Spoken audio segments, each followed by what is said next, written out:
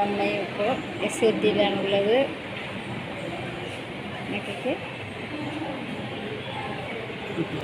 വീട്ടിലാണെങ്കിലും ആശുപത്രിയിലാണെങ്കിലും ദിവസം മോന് ഒരിടത്ത് കിടക്കാൻ വയ്യ. നമ്മളിങ്ങനെ എടുത്തുകൊണ്ട് നടക്കണം. നമുക്ക് പുറത്ത് പോയി നിന്നാൽ താഴെ വണ്ടിയൊക്കെ പോകുന്നതാണ്, വണ്ടി കിടക്കുന്നതൊക്കെ കാണാം. അതിനെന്നെ വിളിച്ചുകൊണ്ട് അയാളിങ്ങനെ പോവുക. ഡോക്ടർമാരൊക്കെ വന്ന് കണ്ടു, എളുപ്പാപ്പമൊക്കെ കഴിച്ചു.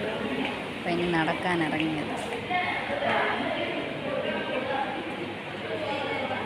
ദിവസം മോനെ അടുത്ത് കിടക്കാൻ വയ്യ, അവിടെ ഇങ്ങനെ നടക്കുകയാണ്.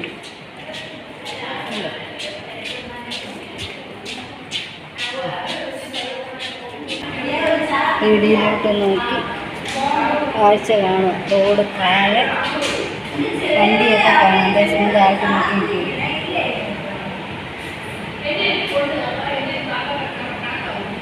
പോവാം, നമുക്ക്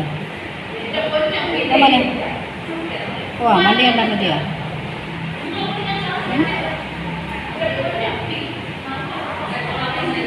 വേണ്ട, വണ്ടി കാണണം. ദേശമോന് വണ്ടി കാണണം. തിരിച്ച് വീണ്ടും വണ്ടി കാണാൻ പോവാം.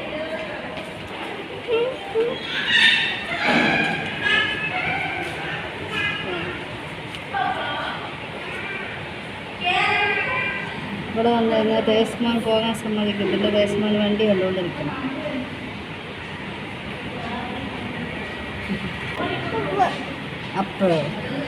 അപ്പോൾ അങ്ങ് റൂമിൽ അപ്പം വരും, വൈകിട്ട് വരും. അപ്പം മോനെ കാണാൻ വൈകിട്ട് വരും. ടപ്പേ തിരക്കുക ദേശമാൻ. വണ്ടി കാണിക്കാതെ കൊണ്ടുവന്നതിന് തേജസ്വിനി കരയുകയാണ്. ഓക്കെ, ഞങ്ങളെപ്പോഴും ഇവിടെ വന്നിരിക്കും. തേജസ്മോന് റൂമിലിരിക്കുന്നതിനെക്കാട്ടി ഇഷ്ടം ഇവിടെ വന്നിരിക്കാനാണ്. കാരണം ഇവിടെ എപ്പോഴും നല്ല കാറ്റും നല്ല തണുപ്പും ഒക്കെ ഉണ്ട്. തന്നെയല്ല, അവിടെ ഇരിക്കുമ്പോൾ അങ്ങോട്ടും ഇങ്ങോട്ടൊക്കെ പോകുന്നവരെയൊക്കെ കാണാം. ബാക്കി കുട്ടികളെയും മുതിർന്നവരെപ്പോഴും ആൾക്കാരെ കണ്ടുകൊണ്ടിരിക്കണം കുഞ്ഞിന്. അതുകൊണ്ട് ഇവിടെ വന്നിരിക്കുന്നത്. ഇത് ന്യൂറോ സർജറി വിഭാഗമാണ്. തേജസ്മോനെ മെഡിക്കൽ കോളേജിൽ ഇവിടെയാണ് നമ്മൾ കാണിക്കുന്നത്. പക്ഷേ അഡ്മിറ്റ് ആക്കിയിരിക്കുന്നത് SATയിലാണ്. കുഞ്ഞായതുകൊണ്ട് അവരവിടെയാണ് കിടക്കുന്നത്. ഞാൻ ഡിസ്ചാർജ് മേടിക്കാനായിട്ട് വന്നതാണ്. പക്ഷേ ഡോക്ടറെ അവിടെ ഒന്നും കാണുന്നില്ല. എന്നോട് വെയിറ്റ് ചെയ്യാൻ പറഞ്ഞു. ഞാനങ്ങനെ അവിടെ സിസ്റ്റർമാരോട് ചോദിച്ചിട്ട് അവിടെ ഇരിക്കുകയാണ്. തേജസ്ഗിരി ആണോ?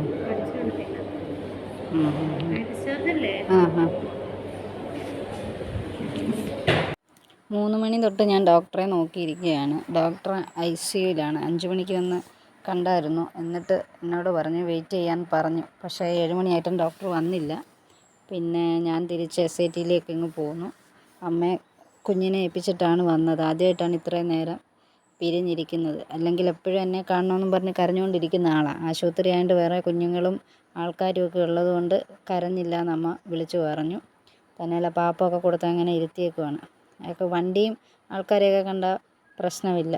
അപ്പോൾ കരയാതെ അവിടെ ഇരിപ്പുണ്ടെന്ന് പറഞ്ഞു. എന്തായാലും 7 മണി ആയതുകൊണ്ട് ഞാൻ തിരിച്ച് SATയിലേക്ക് പോവുകയാണ്.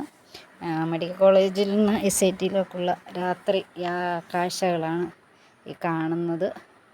ആൾക്കാർ ആവശ്യം പോലെ ഉണ്ട്. നമുക്ക് തന്നെയുള്ളെങ്കിലും പേടിക്കാതെ പോകാം. നമുക്ക് SATയിലെ മുന്നിലുള്ള അമ്മയും കുഞ്ഞും പ്രതിമയാണ് കാണുന്നത്. വേറൊരു ചേച്ചി എൻ്റെ ഫ്രണ്ടിൽ നടന്നു പോകുന്നുണ്ട്. ഞാൻ അവരുടെ പുറകെ തന്നെ പെട്ടെന്ന് SATയിലേക്ക് നടന്നു. അതായിരിക്കുന്ന ഒരാൾ കണ്ടോ? ചക്കര നടന്നു വരുവാണ്. പഞ്ചാരൊക്കെ അറിഞ്ഞായിരുന്നു.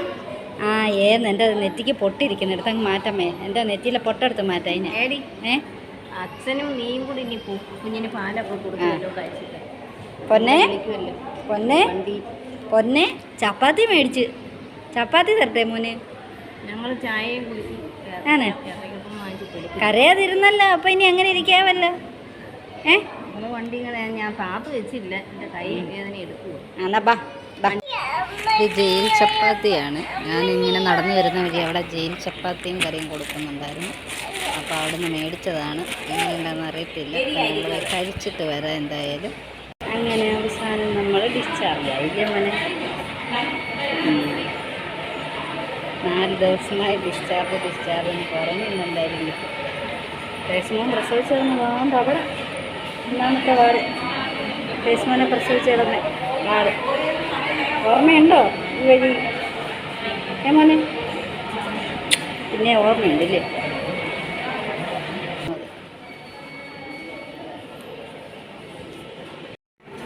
ഉടമയെ പോയിട്ടാണ് ലേബർ റൂമിൽ കയറി പോകുന്നത് അല്ലേ? തേജസ്മോന് പ്രസവിച്ച് കിടന്ന ഓർമ്മയുണ്ടോ? പ്രസവിച്ച് കിടന്ന ഓർമ്മയുണ്ടോ? അങ്ങോട്ട് പോയിട്ട് വലത്തോട്ട് തിരിയുന്നിടത്തെ 1ാമത്തെ വാർഡിലാണ് എൻ്റെ തേജസ്മോനെ പ്രസവിച്ച് കിടന്നത്. എൻ്റെ പൊന്നെ ഇന്നലെ ഡിസ്ചാർജ് ആവുമെന്ന് ഡോക്ടർ പറഞ്ഞതുകൊണ്ട് നമ്മൾ കാറ് വരാൻ പറഞ്ഞിരുന്നു.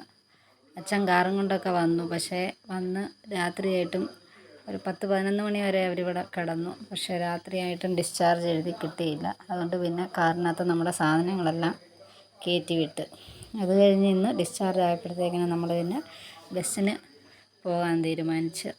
തേജസ്മോന് ആദ്യമൊക്കെ ബസ്സിന് വരുന്ന ഭയങ്കര കരച്ചിലായിരുന്നു. പക്ഷേ ഇപ്പോൾ പിന്നെ കുഴപ്പമില്ല, കാഴ്ചയൊക്കെ കണ്ട് ആസ്വദിക്കാൻ തുടങ്ങിയിട്ടുണ്ട്. മാത്രമല്ല രാത്രി ആയതുകൊണ്ട് ബസ്സിലധികം തിരക്കോ ബഹളങ്ങളോ ഒന്നുമില്ല.